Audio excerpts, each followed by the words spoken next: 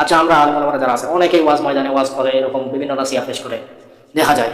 তো আমরা সকলে যদি এরকম বলি যে কোরআন দিয়ে দেশ চলো, কোরআন দিয়ে দেশ চলো, কোরআন দিয়ে দেশ চলো, সবাই আমরা বলি, তাহলে এই কোরআন দিয়ে হচ্ছে না কেন? একবার হয়ে দেখুক না কেন, শান্তি আসে কিনা, এটা চ্যালেঞ্জ করলাম। এই যে রামিসা মারা গেছে, রামিসাকে অধিকাংশ অনেকেই ভুলে যাবে।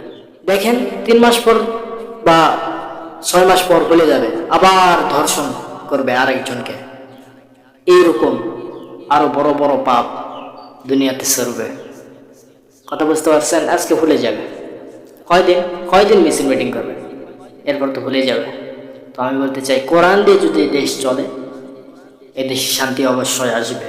এই যে রামিসা ধর্ষণ হয়েছে, মৃত্যুবরণ করেছে, হত্যা করেছে তাকে ধর্ষক, এই যে রামিসা মারা গিয়েছে, এই রামিসাকে 3 মাস 15 দিন 4 মাস পর সবাই ভুলে যাবে।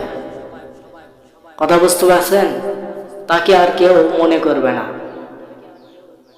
আবার নতুন নতুন বড় বড় পাপ, বড় বড় ইস্যু আসবে, বড় বড় হত্যা আসবে, ধর্ষণ করবে, বড় বড় পাপ আসবে, পাপাচার। তো আমি বলতে চাই, এই যে রামিসা মারা গেছে, রামিসাকে অধিকাংশ অনেকেই ভুলে যাবে। দেখেন 3 মাস পর বা 6 মাস পর ভুলে যাবে, আবার ধর্ষণ করবে আরেকজনকে। এইরকম আরো বড় বড় পাপ দুনিয়াতে সরবে।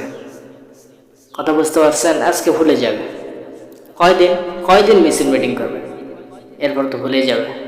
তো আমি বলতে চাই, কোরআন দিয়ে যদি দেশ চলে, এই দেশে শান্তি অবশ্যই আসবে ইনশাআল্লাহ।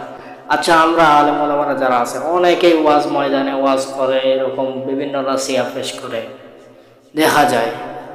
তো আমরা সকলে যদি এরকম বলি যে কোরআন দিয়ে দেশ চলো, কোরআন দিয়ে দেশ চলো, কোরআন দিয়ে দেশ চলো, সবাই আমরা বলি, তাহলে এই কোরআন দিয়ে হচ্ছে না কেন?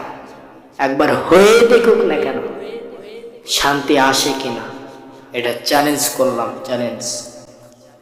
কথা বুঝতে পারছেন? একবার কোরআন দিয়ে দেশটা চলুক না কেন, শান্তি অবশ্যই আসবে ইনশাআল্লাহ।